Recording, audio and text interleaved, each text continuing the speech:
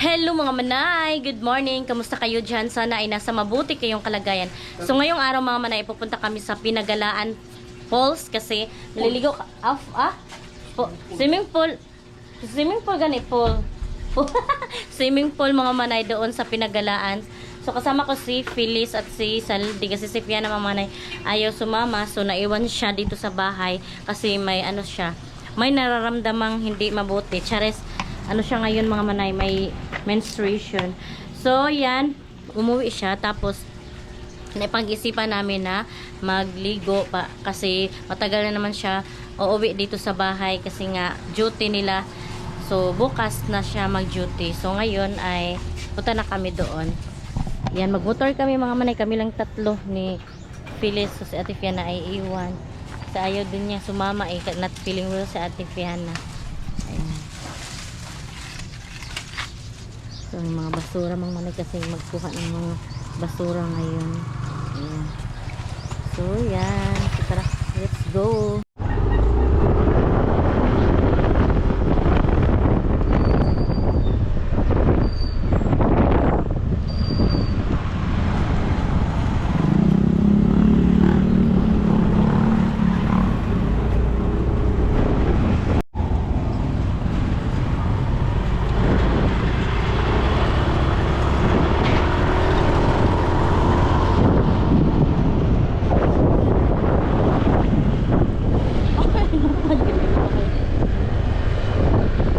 So, bili muna ako ng prutas mga manay.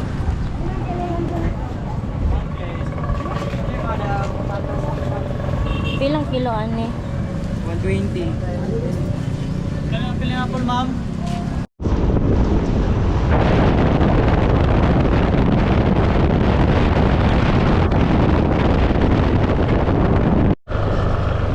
Diba naman yung signage nga Pinagalaan?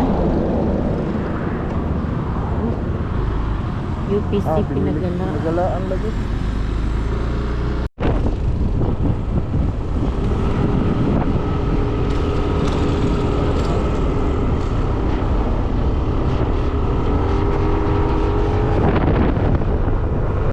So dito na kami sa Pinagalaan mga manay, yung nabungol ko mga manay. So ayan, pababa na ako. So si Saldi at si Phyllis ay ando na sa baba. Bago kami pumasok dito ay nagbayad kami ng 30 pesos each. So entrance yan mga manay. Tapos yung bayad ng ano cottage daw ay 250. Pero hindi na lang kami, ako nag cottage mga manay kasi kami lang naman tatlo ni Saldi at Phyllis. So hindi na kami mag cottage. Hindi na lang kami mag cottage kasi wala ng pera. Biglaan din kasi yung pagpunta namin dito. Layo-layo, Kabs. Maglakad na lang daw ako mga manay. Kasi yung ano ba, daanan mga manay ay napaka pababa siya ba. So okay lang naman na maglakad ako kasi exercise din naman natin to. Kasi nabungol talaga ako mga manay. No? Parang ano ba? Kasi yung daanan kasi dito pag ganun, pag ganun. Tapos yung hangin pumasok talaga sa ano ko, tinga. Ayun super pababa siya mga manay. Biglaan lang yung lakad pala namin. Tapos si Ate Fiana ay naiwan doon sa bahay. Ayun yung sumama mga manay. Gusto lang niya mag-gitar. Meron kasing guitar si Ate Fiana. Kaya gusto din siya magsarili. Nung nakaraang araw kasi mga manay, pumunta siya ng Butuan. Sinama siya ng tita niya. Tapos kagabi lang siya nakauwi ba. Tapos ngayon gusto niya lang siya na sa bahay na lang muna siya. Ganun kasi si Ate Fiana mga manay, ayaw niya ng palaging magpasyal-pasyal. Ayaw niyang palaging nasa labas ba. Gusto lang niya nasa bahay. Mag siya, cellphone, mag tablet. Tapos minsan mag-guitar din siya, nagbabasa din siya ng mga books. Ganun. Yun lang gusto niya. Palati ko din naman siyang kinakausap. Kasi kailangan natin kausapin yung mga anak natin, ihahag, ganun. So, ayan, medyo malayo-layo pala yung lakarin natin. Ito yung lakad papunta sa Pinagalaan Swimming Pool. Ano daw yan mga manay? Ang tawag niyan ay Cold Spring ba? Minsan na may mental block talaga ako. Bungol man ko eh. Kasi nula na talaga yung ano ko. Tenga ko ba? Wala naman to sila saldi. May mga ano dito. Dito pala hitsurang Pinagalaan Falls. Hindi kasi ako nakapunta dito mga mana yan. May mga naliligo din pala dito. Doon sila sa lide sa baba.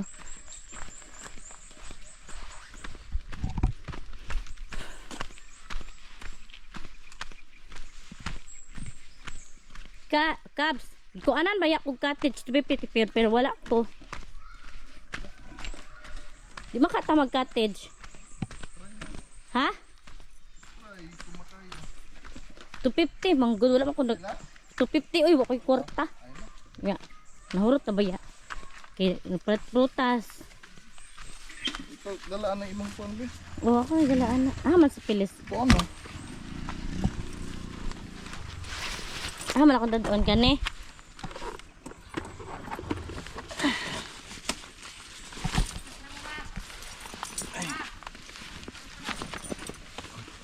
Di na mo lupad. Mahog.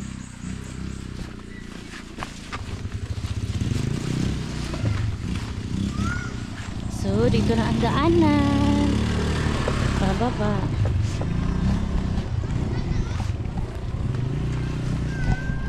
May mga bata din mga manay. Ayan oh. Sila pa uwi na, kami papunta pa. Iba talaga yung trip namin mga manay. Kung kailan uuwi na yung iba, kami ay papunta pa doon. Ayan. So nasa baba pala yung ano nila, swimming pool. First time ko talaga makapunta dito mga manay. Pero okay lang ba siya? Nana si Pilisin ha? Ay na si Pilis.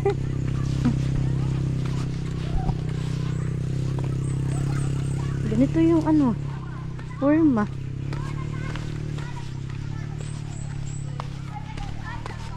Si Pilis siguro si Ate Fiana siguro mga manay kapag maligo kami ng dagat. Ano, isama na namin siya. Hirap kasi mga manay yung motor kami lang yung motor ang gamitin namin na dalawa. Tapos may regla din naman si Ate Fiana, so wala siya sa mood, hindi din siya pwede maligo. Kilid-kilid rata.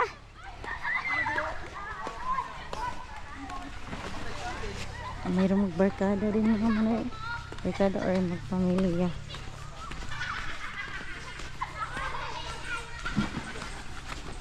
Ayan. So, ito na tayo. First time ko talaga makapunta dito. Si Sally nakapunta na siya dito mga manay. Sama yung ano niya, mga kaibigan.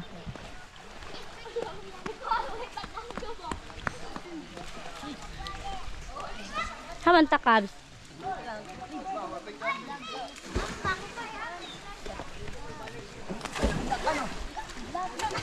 Kilid ragod ta. Natay bangko? Natay bangko? Ha? Gubo mag dito ko ano. So dito lang kami mga manay.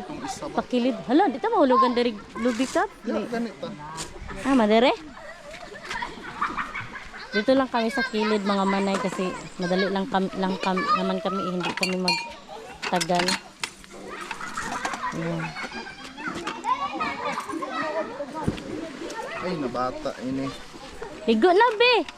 Hira tadapit. Ito nakaday.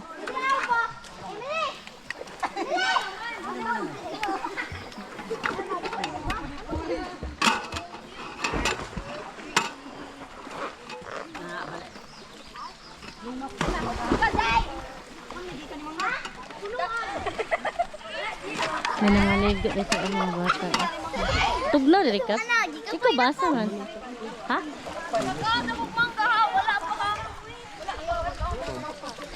Manta. Ang kira mo pa diri.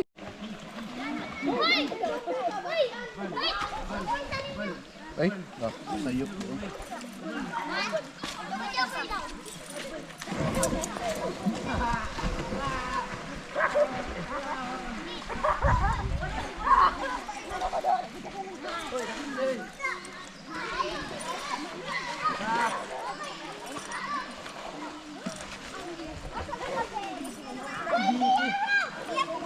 Newly the guard injured the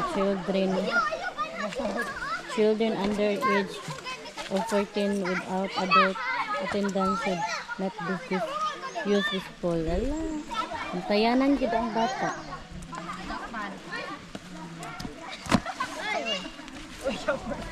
Oh, food trip. Gamay, lamisa. Nya na ni. Ito raman sad. Call to mga klase mo. Ikaw, ligo na pilis. Ito yung pagkain namin mga mananagpalit. Kami na lechon manok. Ito ay rice. Kami lang naman tatlo. Yan. Taat na ko. At bumili kami ng prutas, mangga, at saka watermelon. Ayan. So kami lang naman tatlo eh. Ito yung view natin. Magandang badal pa. Ayan. Ligo na, bilis! Ligo na ba?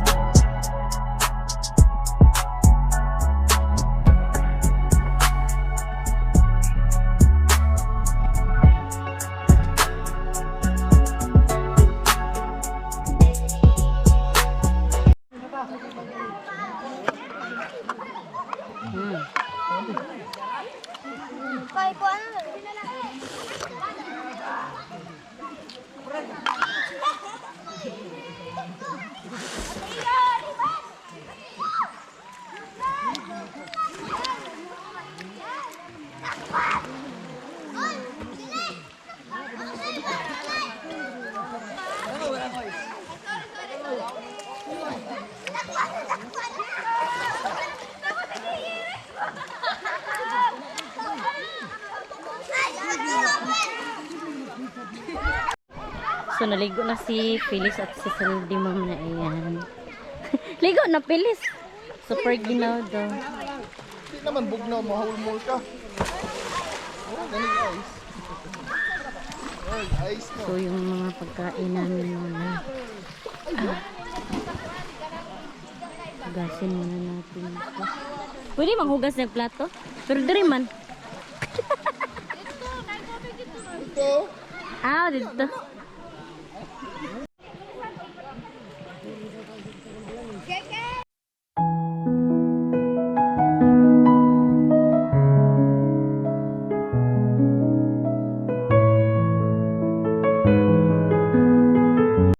Super ginaw ng tubig mga manay.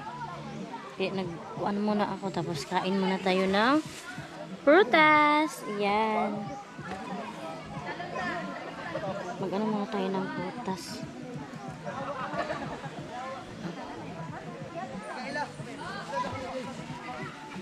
Kain muna ako ng mangga habang si Phyllis at si Saldi ay naliligo pa. Sit. Ganito ako magkain ng mangga mga manay. Ayan.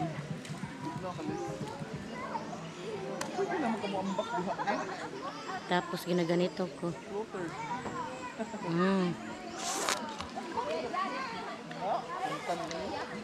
Sarap.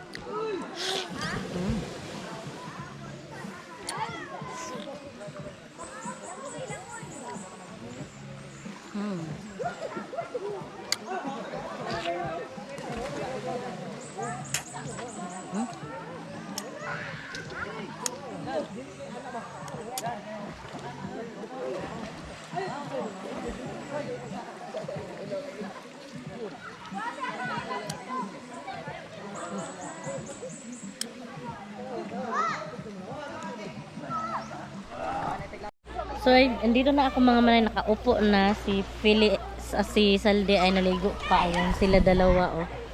Ako ay dito na lang muna ako paupo-upo mga manay kasi napakaginaw. Natapos na ako naligo, ayan, natuyo na yung damit ko. So, ayan yung view natin, napakaganda. So, dito lang kami sa kilid mga manay. Meron din dyan at kumain na ibang tao. Tapos dito kami, naghipos-hipos na ako mga manay. Yun yung mga dyan ko nilagay yung jacket kasi pinatuyo ko muna dyan. Hindi naman dyan marumi mga manay. Tapos ito yung basura namin, itatapon na lang yan. So ayan, ready na to uwi na kami. Ayan yung damit ni Salde. So ayan, hinihintay ko na lang sila dalawa. So si Ate Fia na ay naiwan, hindi siya sumama. Ayaw din yung sumama ng ganito mga manay, yung magligo-ligo ng suba kasi napaka-arty nun. Magligo-ligo ng river. Ay, hindi naman to river. Swimming pool naman to na. Flowing siya na swimming pool mga manay. Ayan. Daming naliligo din dito. Ayan.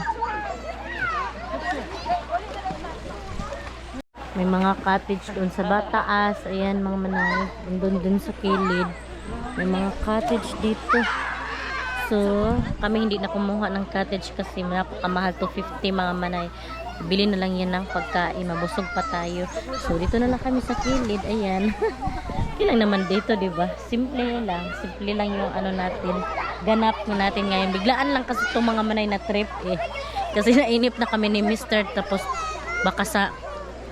sabi niya baka daw na-stress na ako kaya nagkasakit ako mga manay kasi nasa bahay lang, walang labas-labas, diba? So sabi ni Mr. mag ano tayo cabs kasi yung tawagan namin, tayo cabs, labas muna tayo, maligo muna. So ayun, punta kami dito para ma-relax din ng mga manay, smell tayo ng fresh air, diba? So, kailangan din natin mag-relax kahit paano para mawala yung stress. Kasi parati na ito sa bahay, parati na lang nasa trabaho. So, mag-spend din tayo ng time with our family. Diba? Sa ating mahal sa buhay. Baka sunod na off ni Mr. ay maligo kami ng dagat na naman para ma-relax din tayo. Si Ate Fiana siguro sasama na siya kasi mas gusto niya kasi sa dagat kaysa ganito mga manay. So, uwi na kami mga manay. Ayan na si Saldi at si Phyllis. Hindi na ako nagpakita na naghanap kami doon sa baba na hipos-hipos na. Nagligpit ng mga gamit mga manay. Hala, napaka-taas naman pala ng kiyate namin. Kung gaano ka dali yung pagbaba, ganon din kahirap sa pagtaas. Ayan, ayan mga manay. Uy, hangak naman po eh. Wala tayong exercise nito. Parang good din to para ma-exercise yung natin, mga muscles. Kasi wala tayong exercise. Ayan oh. So ito yung view pag nasa taas. Ayan. Maganda din naman pala. Alam, mayroon doon fish pan. Ayan, goodbye. Uwi na kami.